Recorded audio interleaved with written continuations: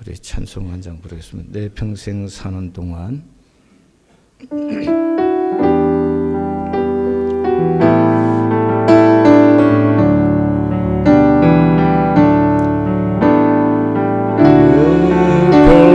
평생 사는 동안 주 찬양하리. 여호와 하나님 내 주를 찬양하리. 주님을 묵상하니 즐겁도다. 내 영혼 주 안에서 참 기쁘리.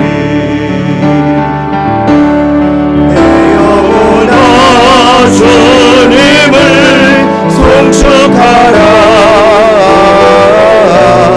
내 영혼아 주님을 찬양하라. 내 영혼아 주님을 송축하라. 내 영혼아 주님을 찬양하라.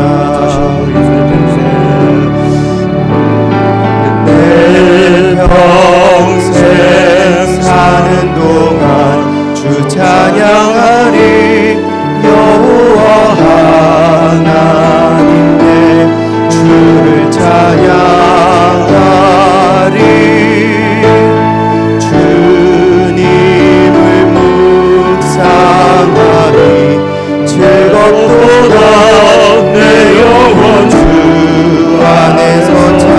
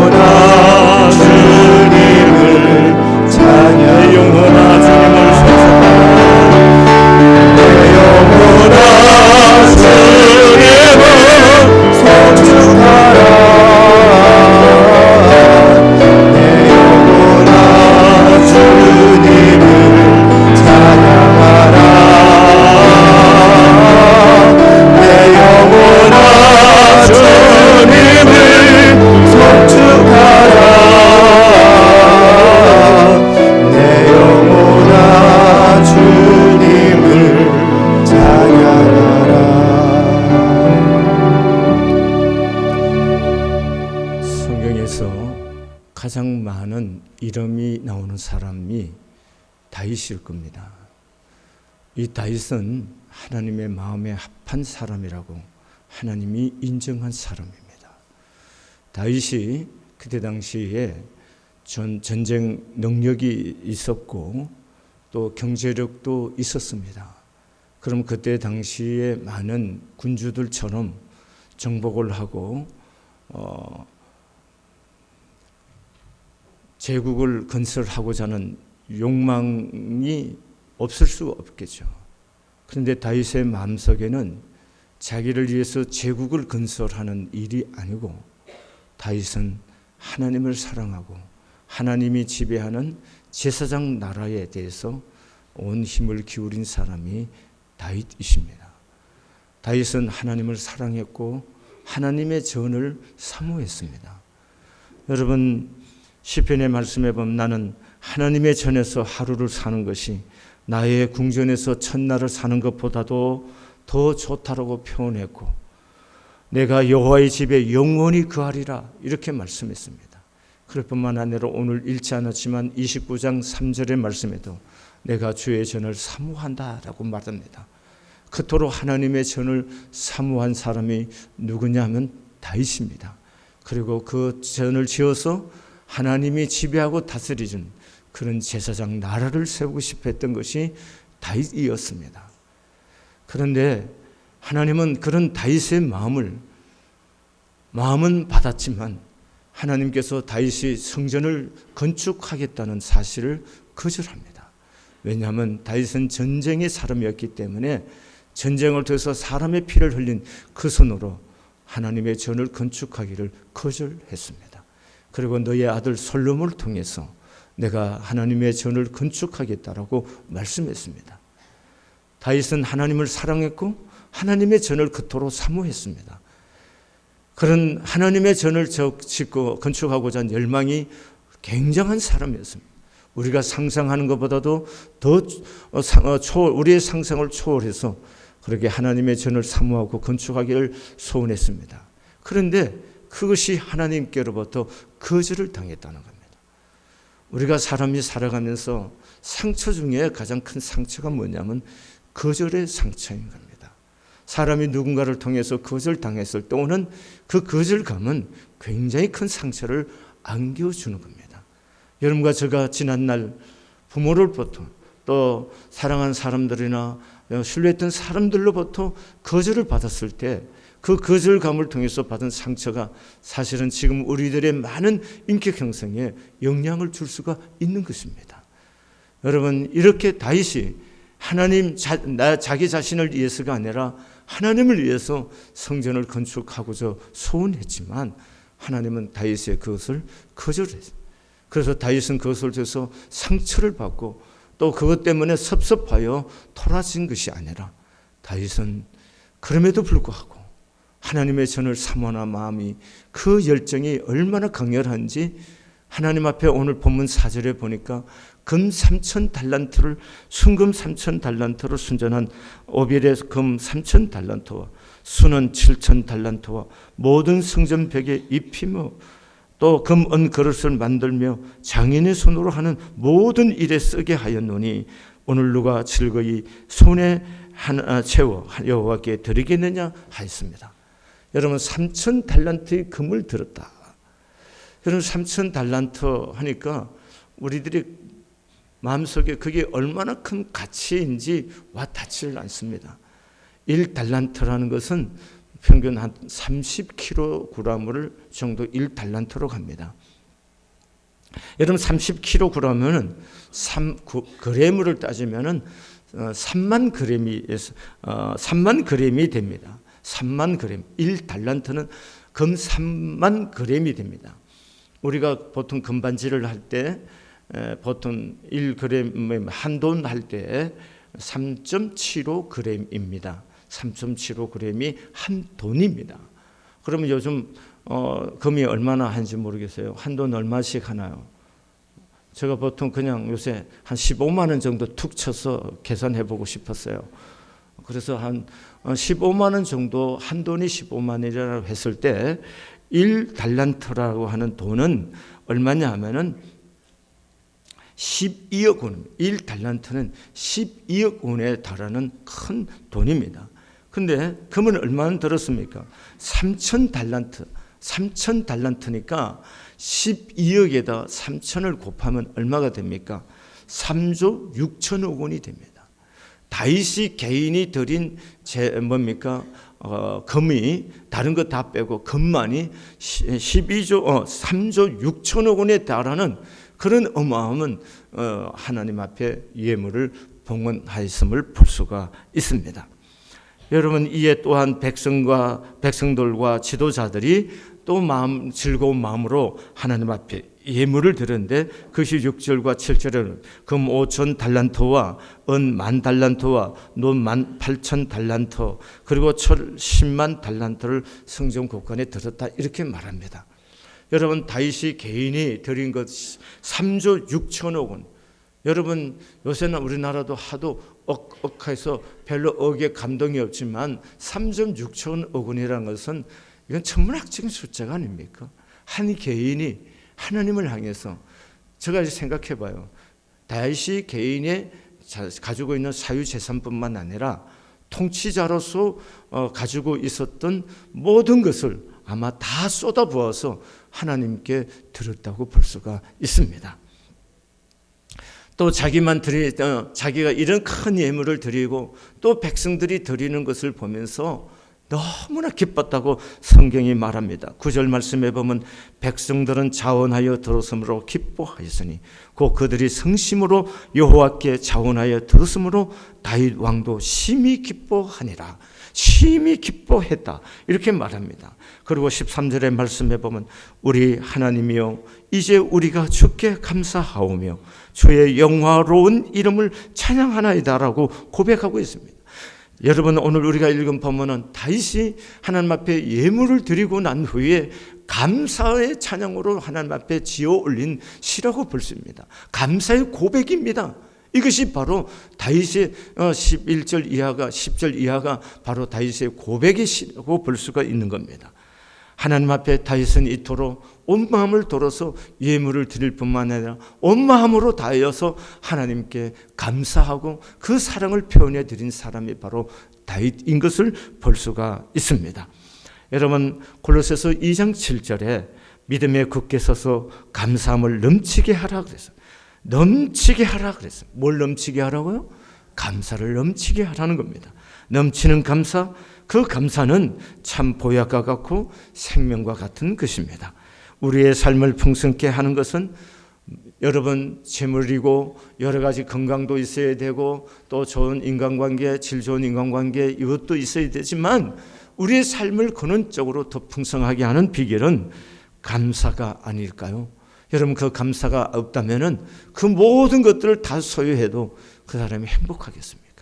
빌 게이츠라는 세계에서 가장 돈 많은 분이 빌 게이츠라고 보통 우리가 알고 있는데 그분의 마음속에 감사하는 마음이 없다면은 그분이 행복하겠습니까? 돈 자체가 행복을 주는 건 아니잖아요. 권력 자체가 행복을 주는 것은 아니잖아요. 감사를 느낄 때 그 감사하는 마음에 행복이 오는 거지 그것 권력이 돈 그거 자체가 행복을 주는 건 아닙니다. 그것들이 행복의 요소가 될 수 있지만 그것을 감사로 느끼는 사람에게만 행복이 주어지는 것 아니겠습니까? 오늘 우리 민족, 저는 우리 국가, 우리 내 개인과 또 우리 국민들, 우리는 지금 무엇에 익숙하고 무엇에 가득 차 있냐면 뭡니까? 불평에 가득 차 있잖아요. 또 우리 국민은 지금 분노에 가득 찬 사회라고 보고 있습니다. 이건 제가 표현한 것이 아닙니다. 언론에서 표현한 겁니다. 우리 국민은 지금 분노에 가득 차 있어요.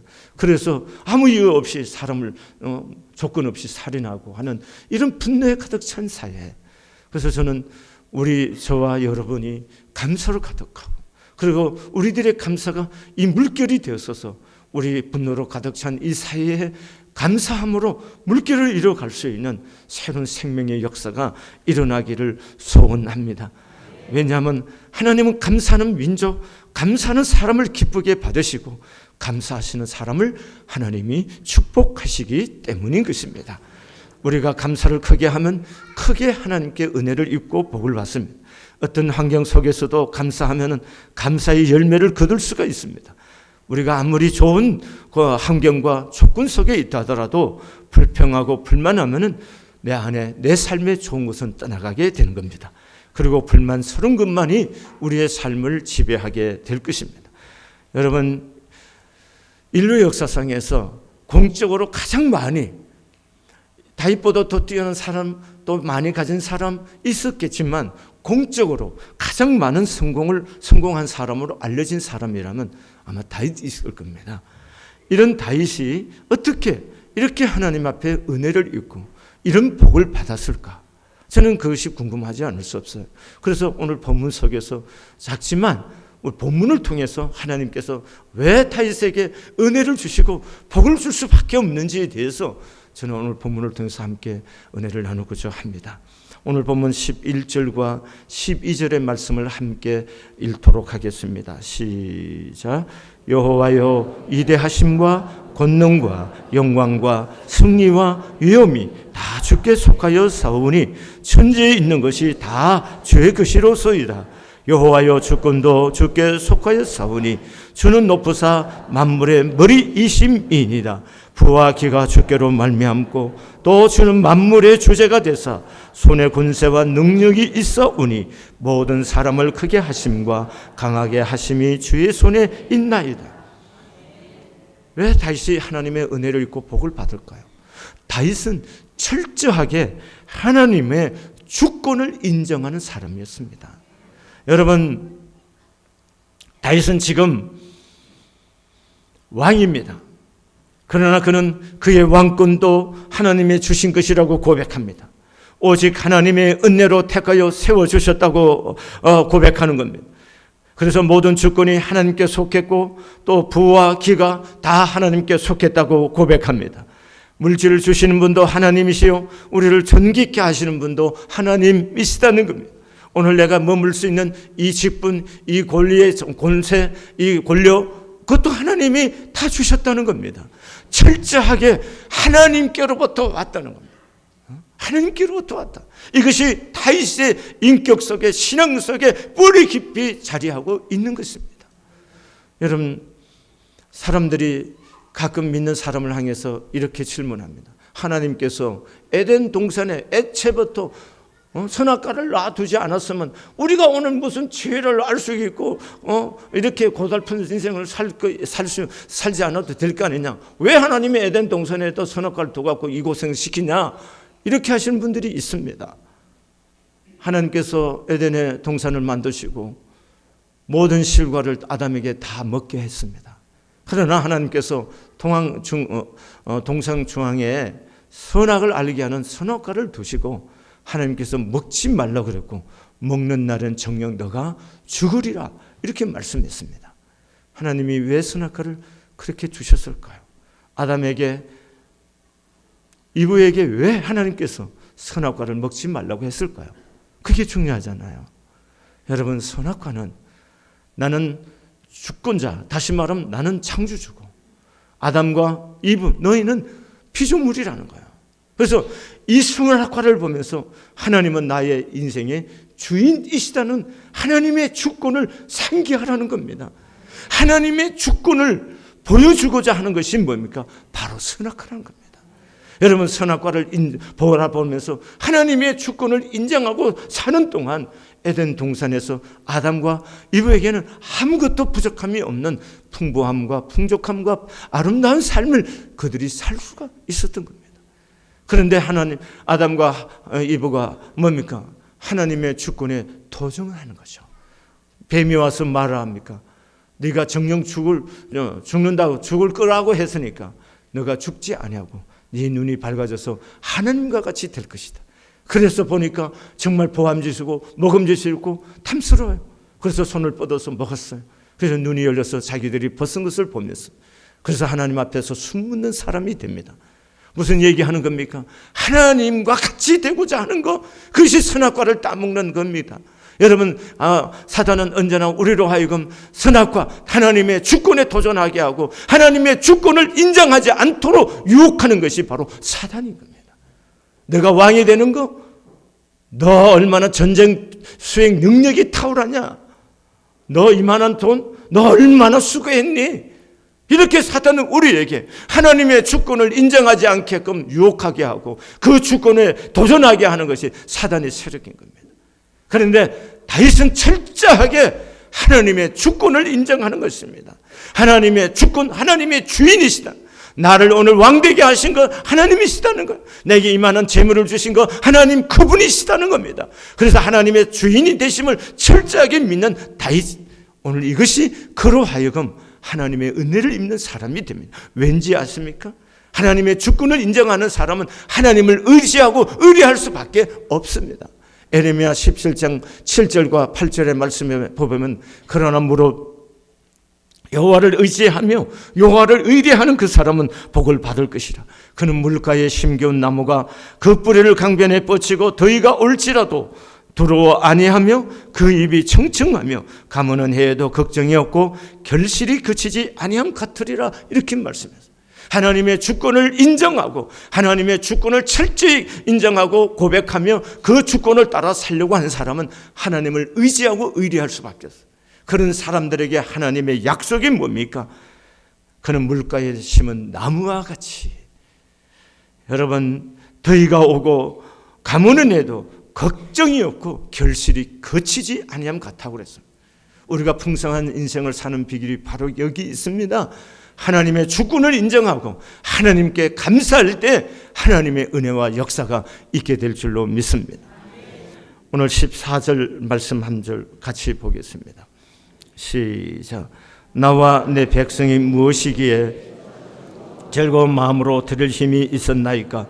모든 것이 주께로 말미암았사오니 우리가 주의 손에서 받은 것으로 주께 드렸을 뿐이니라.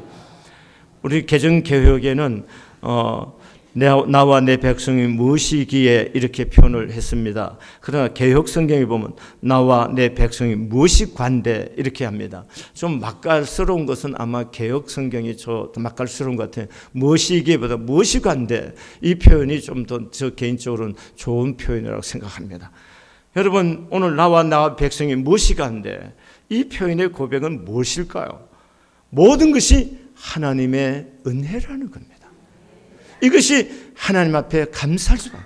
여러분, 모든 것이 은혜라고 생각하는 사람에게는요, 모든 것이 감사일 수밖에 없습니다. 다윗은 원래 어떤 사람입니까? 이새의 아들로서 들판에서 양을 치는 목동이 아니었습니까? 그런 목동을 하나님이 그를 택했었어. 그에게 기름 부으셨어. 그가 굉장한 인물이 아니었잖아요. 그가 처음부터 굉장한 인물이 아니고 들판에서 베들레헴에서 베들레헴 들판에서 양치는 사람이에요. 그런 사람을 하나님이 택해서 기름 부었었어. 하나님께서 쓰시는 사람이 되었다는 거예요. 이것을 다윗은 늘 잊지 않고 살았던 거예요. 그래서 나와 내 백성이 무엇이 간대요? 무엇이 간대요? 이처럼 즐거운 마음으로 들을 힘이 있게 하나이까. 모든 것이 주께로 말미암았사오니 우리가 주의 손에서 받은 것으로 주께 들었을 뿐이다 라고 말하고 있습니다. 자격도 없는데 큰 물질을 주셨다는 겁니다. 받을 자격도 없는데 하나님이 큰 은혜를 입혀주셨다는 겁니다. 나는 왕될 자격이 없는 사람인데 하나님이 나를 왕으로 삼아주셨고, 이만한 재물을 벌 만한 실력도 안 되는데 하나님이 내게 이런 재물을 내게 붙여주셨다라고 고백하고 있는 겁니다. 이것이 바로 다윗이 하나님께 감사로 고백하고 감사로 드릴 수밖에 없는 것입니다. 저는 이 표현을 개인적으로 너무나 좋아합니다. 그래서 제가 기도할 때마다 하나님께 드릴 기도 속에 이것이 자주 고백하는 문장입니다. 하나님, 제가 무엇이 간대요? 하나님, 제가 무엇이 간대요? 이렇게 은혜를 입죠. 목사가 되게 하고 또 여기까지 인도하십니까? 이런 고백입니다. 저는 개인적으로 저는 목사가 될 자질이 없는 사람입니다. 성격이 급하고 다혈질이고 화를 벌컥벌컥 잘 내는, 여러분, 목사가 화 잘 낸다는 건 득이 안 되는 거거든요. 이런 자질이 부족한 사람, 저는 전부도 잘합니다. 이런 자질이 안 된 사람이 목사가 되어가고 오늘 여기까지 인도함을 받는 철저한 은혜가 아니고 아무것도 고백을.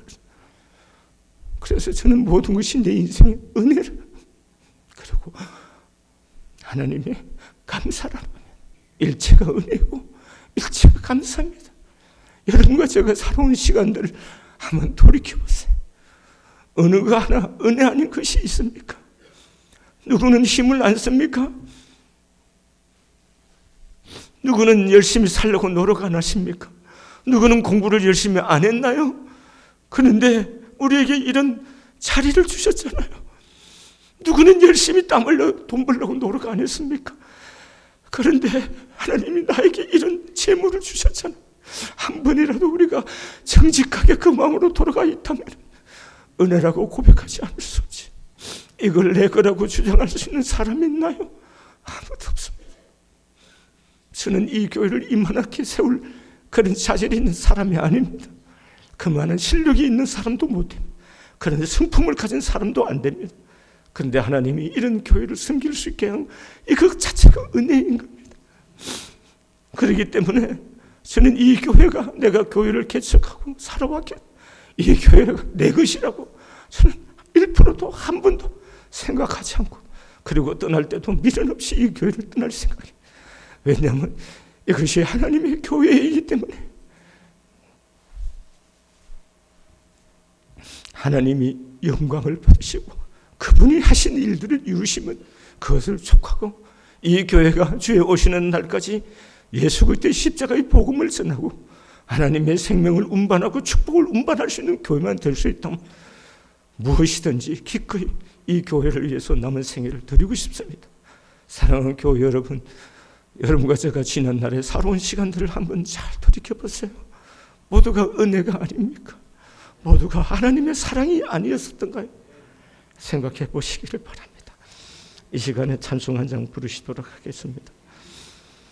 내가 지금까지 지내온 것은 주의 은혜라.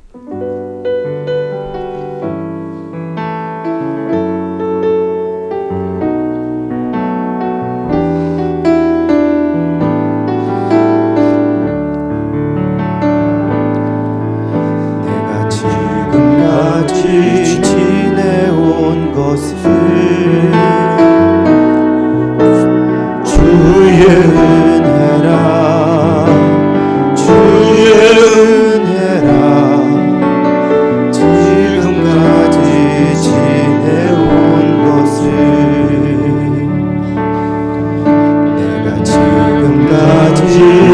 지내온 것은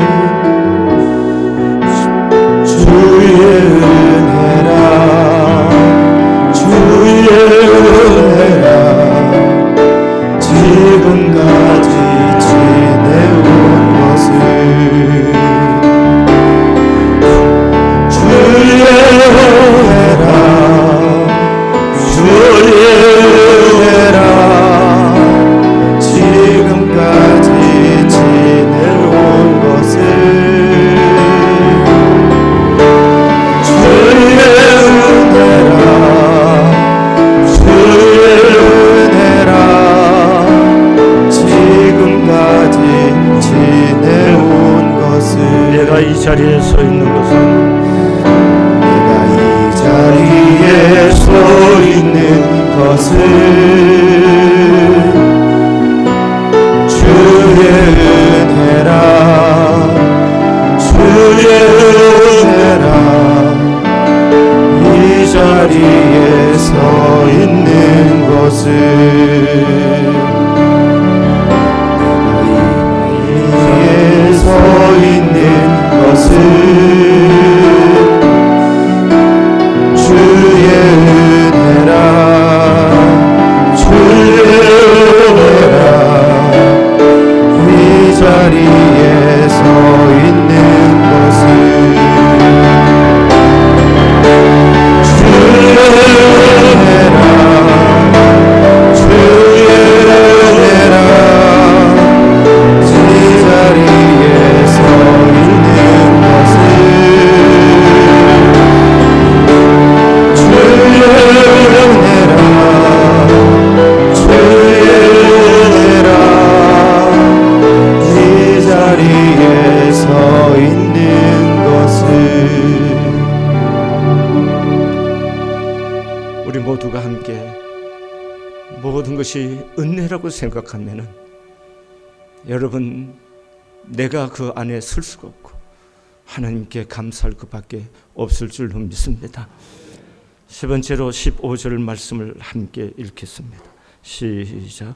우리는 우리 조상들과 같이 주님 앞에서 이방 나그네여 거류민들이라.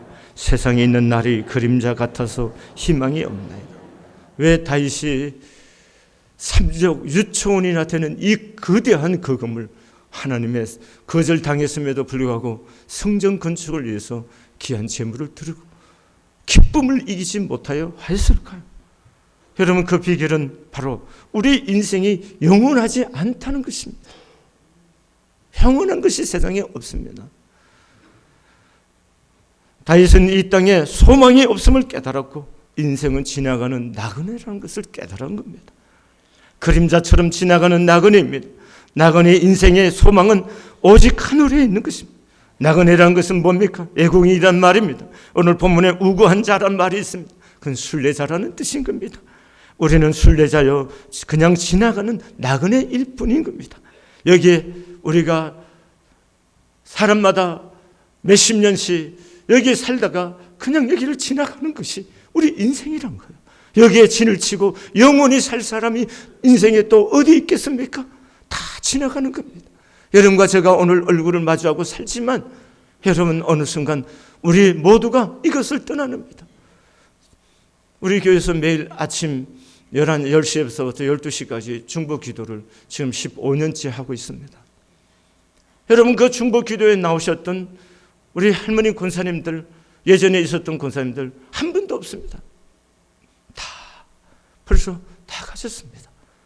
그곳에 여러분 어머니 되신 분들도 계셨잖아요. 여러분 그렇게 오래 있을 것 같았지만 그 어머니 우리 곁을 다 떠났습니다. 여러분 우리들도 어느 순간 이렇게 하나님을 이 세상을 떠나고 이 교회 우리 모두 떠나는 겁니다. 이것이 인생이라는 거예요.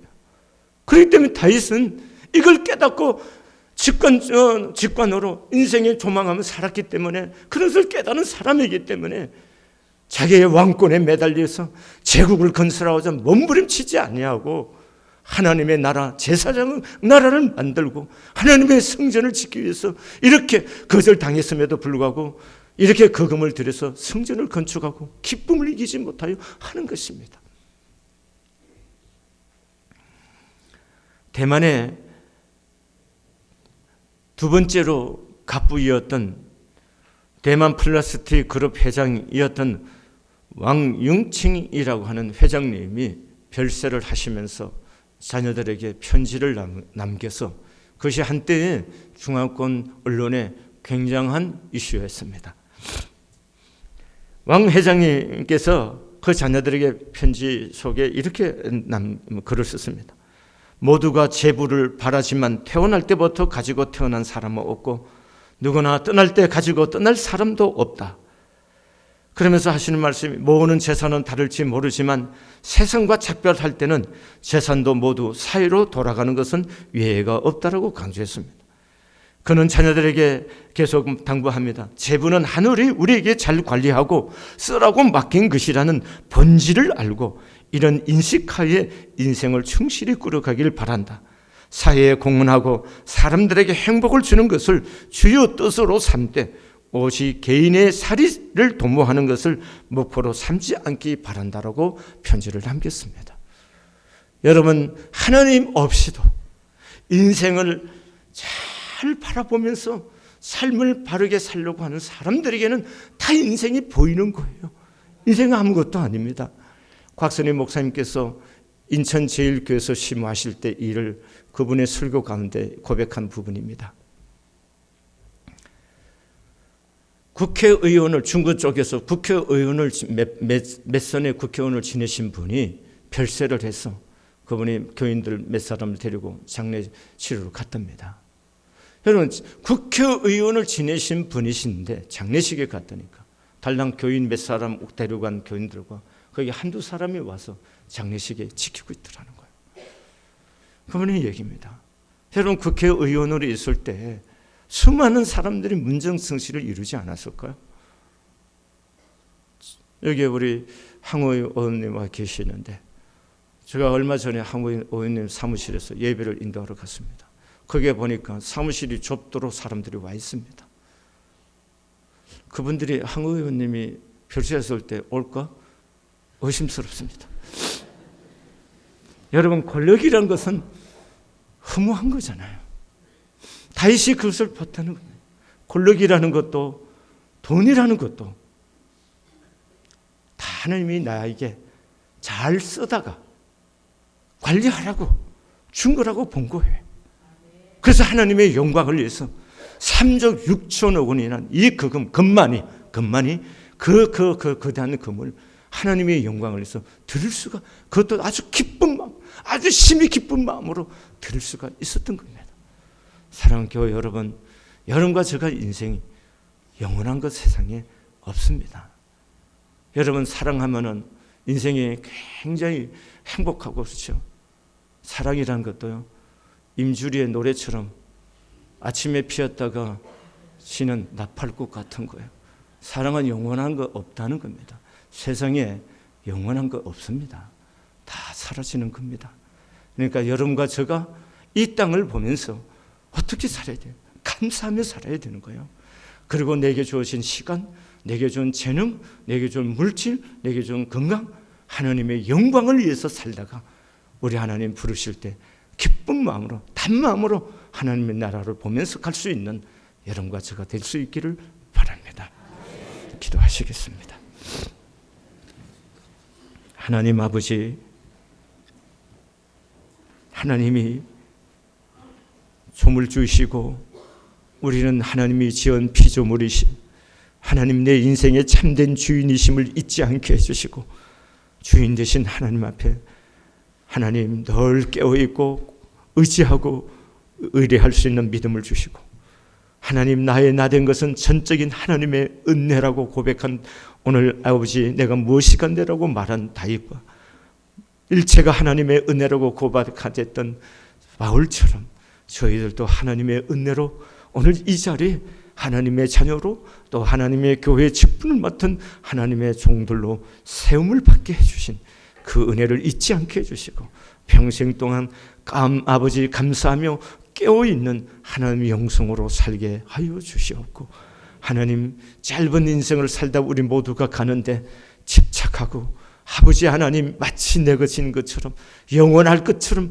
그렇게 교만에 떨지 않게 하시고 집착하여 하나님 앞에 아집으로 살지 않도록 우리에게 열린 마음을 주시고 인생을 보고 깨달을 수 있는 영적인 분별력과 직관의 마음들을 새롭게 해주시기를 원합니다. 그래서 열린 마음으로 감사하며 살고 남은 인생 사랑하며 살고 하나님 온 마음 기울여 하나님을 경외하며 살 수 있도록 성령 하나님 복을 더하여 주옵소서. 예수님의 거룩하신 이름으로 감사하며 기도 드렸습니다. 아멘.